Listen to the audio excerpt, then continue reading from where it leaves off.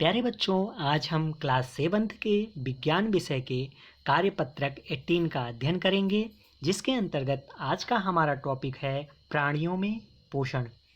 प्यारे बच्चों, आइए देखते हैं और समझने का प्रयास करते हैं। तो पहले है क्या? पाचन। तो निम्नलिखित चित्रों को ध्यान से देखें और समझें। पहले चित्र में बकरी पत्तियां खा रही है, दूसरे चित्र में शेर मांस खा रहा है, तीसरे चित्र में बगुला जो है वो मछली खा रहा है। प्यारे बच्चों, प्राणी या जंतु भोजन क्यों करते हैं? तो मानव सहित सभी जीवों को वृद्धि करने, शरीर को स्वस्थ एवं गतिशील बनाए रखने के लिए खाद्य पदार्थों की आवश्यकता होती है। तो प्यारे बच्चों, प्राणी या जंतु भोजन क्यों करते हैं? तो प्यारे बच्चों, प्राणी व जंतु भोजन इसलिए करते हैं, क्यों? क्योंकि वो वृद्धि करने के लिए, शरीर को स्वस्थ एवं गतिशील बनाए रखने के लिए वो भोजन करते हैं। नेक्स्ट आपका है, जंतु अपना भोजन किस प्रकार प्राप्त करते हैं? तो प्यारे बच्चों, प्राणी अपना भोजन प्रत्यक्ष अथवा परोक्ष रूप से पौधों से प्राप्त करते हैं।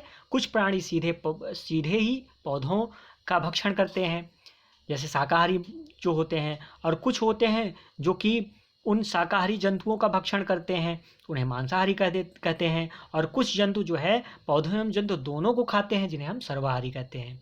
ठीक है प्यारे बच्चों, आइए आगे देखते हैं। तो मानव सहित सभी जीवों को वृद्धि करने, शरीर को स्वस्थ एवं गतिशील बनाए रखने के लिए खाद्य पदार्थों की आवश्यकता होती है। प्राणियों के पोषण में पोषक तत्वों की आवश्यकता, आहार के अंतर्ग्रहण, भोजन ग्रहण करने की विधि और शरीर में इसके उपयोग की विधि सम्मिलित है। प्राणी अपना भोजन प्रत्यक्ष अथवा परोक्ष रूप से पौधों से प्राप्त करते हैं। कुछ प्राणी सीधे पौधों का भक्षण करते हैं, जैसे शाकाहारी, जबकि कई अन्य उन जंतुओं का अपना आहार बनाते हैं जो पौधे खाते हैं, जैसे मांसाहारी हो गए। और कुछ जंतु पौधों एवं जंतु दोनों को खाते हैं, जिन्हें हम सर्वाहारी कहते हैं, जैसा कि इसके पहले मैंने आपको बताया। प्यारे बच्चों, पाचन क्या होता है? जटिल खाद्य पदार्थों का सरल पदार्थों में टूटने की प्रक्रिया को हम पाचन कहते हैं। नेक्स्ट है आपका पोषक तत्व। पोषक तत्व क्या है? कार्बोहाइड्रेट, वसा और प्रोटीन जैसे भोजन के संगठक पोषक तत्व ऊर्जा और शरीर की वृद्धि के लिए अत्यंत आवश्यक हैं। परंतु भोजन के ये संगठक जैसे कार्बोहाइड्रेट जटिल पदार्थ है। अनेक जंतु इन जटिल पदार्थों का उपयोग सीधे इसी रूप में नहीं कर सकते हैं, इसलिए उन्हें सरल पदार्थों में विखंडन या टूटना आवश्यक होता है। तो प्यारे बच्चों, इस प्रकार से आज हम क्लास 7 के कार्यपत्रक 18 का अध्ययन किया।